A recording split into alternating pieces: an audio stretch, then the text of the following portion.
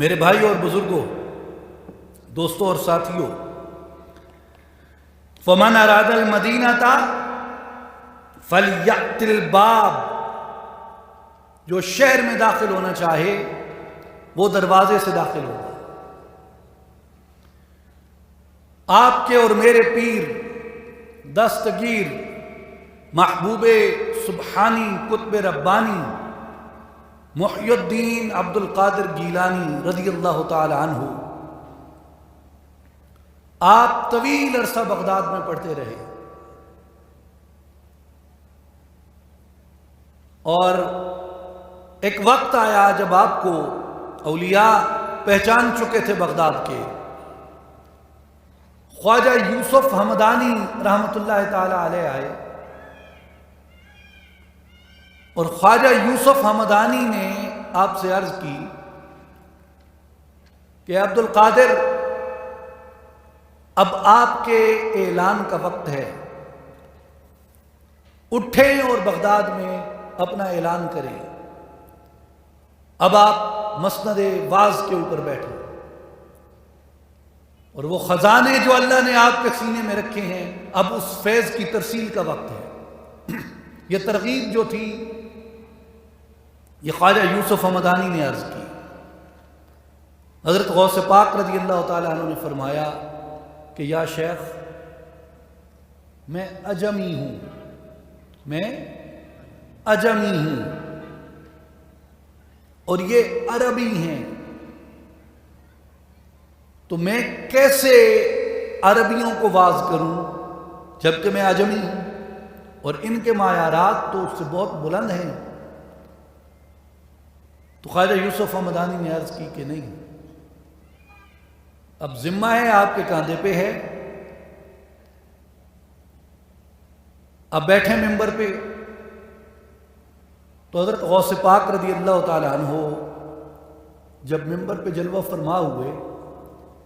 تو آپ فرماتے ہیں کہ میں کچھ دیر خاموش رہا کہ میں ان علماء عرب اور فصحائے عرب اور بلغائے عرب کے سامنے کیا بات کروں۔ تو آپ کہتے ہیں کہ میں نے اتنے میں مراقبہ کیا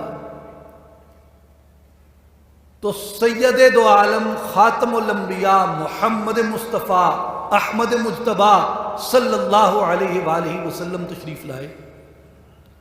اور آپ نے اپنا لعاب شریف، سرکار دو عالم صلی اللہ علیہ وسلم نے اپنا لعاب شریف 7 مرتبہ اپنے دہن سے نکال کے میرے دہن میں ڈالا، 7 مرتبہ۔ حضرت غوث پاک فرماتے ہیں 7 مرتبہ سرکار دو عالم صلی اللہ علیہ وسلم نے اپنا لعاب شریف میرے منہ میں ڈالا، اور حضور صلی اللہ علیہ وآلہ وسلم کے بعد سیدنا علی کرم اللہ وجہہ الکریم تشریف لائے اور آپ نے 6 مرتبہ میرے منہ میں لعاب دہن ڈالا، اپنا لعاب شریف 6 مرتبہ ڈالا اور ہاتھ روک دیا۔ میں نے کہا سیدی، حضور نے تو 7 مرتبہ ڈالا تھا، آپ نے 6 مرتبہ پہ ہاتھ روک دیا۔ تو فرماتے ہیں سیدنا علی رضی اللہ تعالیٰ عنہ نے فرمایا عبد القادر، میں سرکار کی برابری نہیں کرنا چاہتا۔ تو فمن اراد المدینہ فلیأت الباب،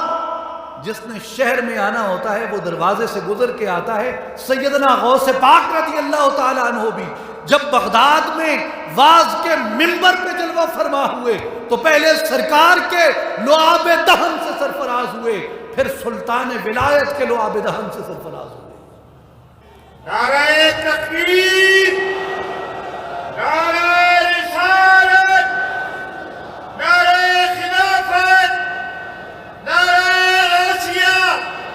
نعرہ سلطانیہ، میری جان جوانی، میری سانسوں کی روانی، نعرہ سلطانیہ،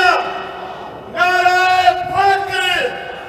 حضور جانشین سلطان الفخر۔ تشریف رکھیں۔ ہماری خوش قسمتی ہے کہ سرپرست اعلیٰ اصلاحی جماعت و عالمی تنظیم العارفین، قائد ما، مرشد ما، جانشین سلطان الفقر حضرت سخی سلطان محمد علی صاحب سجادہ نشین آستانہ عالیہ شعباز عارفاں حضرت سخی سلطان محمد عبدالعزیز رحمۃ اللہ تعالی علیہ، دربار عالیہ سلطان العارفین حضرت سخی سلطان باہو رحمۃ اللہ علیہ، آپ مسند صدارت پہ جلوہ فرما ہیں اور ہم آپ کے چہرہ انور کی زیارت سے مستفید ہو رہے ہیں اور آپ کی بابرکت موجودگی کے فیض سے بھی فیض یاب ہو رہے ہیں، اور یہ ہم سب کے لیے سعادت کے لمحات ہیں۔ میرے بھائیوں اور بزرگوں، عام عشقیہ شاعری میں بہار کو اور گھٹا کو عاشق کے ہاں بڑی اہمیت حاصل ہے کہ بہار کا موسم ہو اور پھول کھلے ہوں اور ہریالی ہو ہر طرف اور قریب ندی بہتی ہو اور عاشق کو وہاں قرب نصیب ہو جائے اپنے مطلوب کا اور معشوق کا، تو وہ اسے بڑا آئیڈیل تصور کرتے ہیں اور اس پہ کثیر دیوان لوگوں نے مرتب کیے ہیں اس تخیل پہ۔ تو حقیقت میں اگر آپ دیکھیں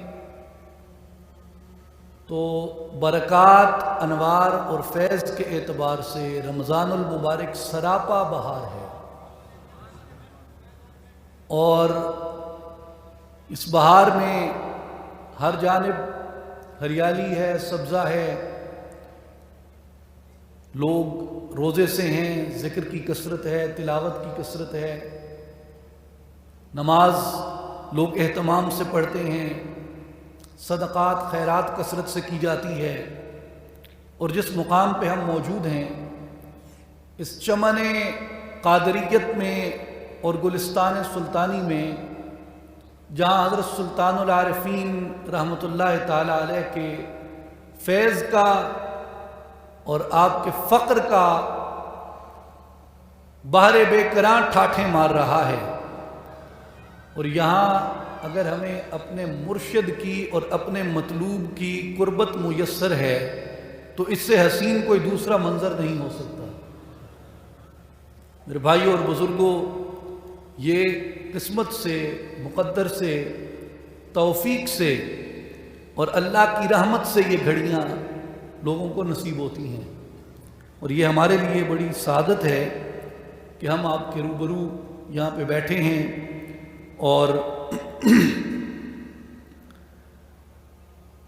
ہم دعا گو ہیں کہ ہم میں سے کسی بھی طالب کا، کسی بھی غلام کا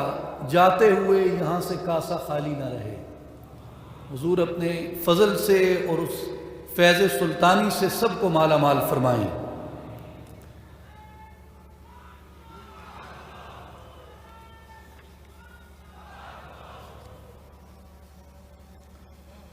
میرے بھائی اور بزرگوں، قرآن مجید میں ایک اور مقام پہ اللہ جل شانہ نے ارشاد فرمایا، سورہ ہود آیت نمبر 17 میں، آفمن کان علی بینۃ من ربہ ویتلوہ شاہد منہ، کہ وہ شخص جو اپنے رب کی طرف سے روشن دلیل ہے اور اللہ کی جانب سے ایک گواہ بھی اس شخص کی تائید اور تقویت کے لیے آ گیا۔ افمن کان علی بینۃ من ربہ ویتلوہ شاہد منہ، تو کیا وہ جو اپنے رب کی طرف سے روشن دلیل پر ہو اور اس پر اللہ کی طرف سے گواہ آئے۔ قاضی ثناء اللہ پانی پتی رحمۃ اللہ تعالی علیہ اس آیت جو سورہ ہود کی آیت نمبر 17 ہے، اس کی تفسیر میں فرماتے ہیں، یعنی علی حجت واضح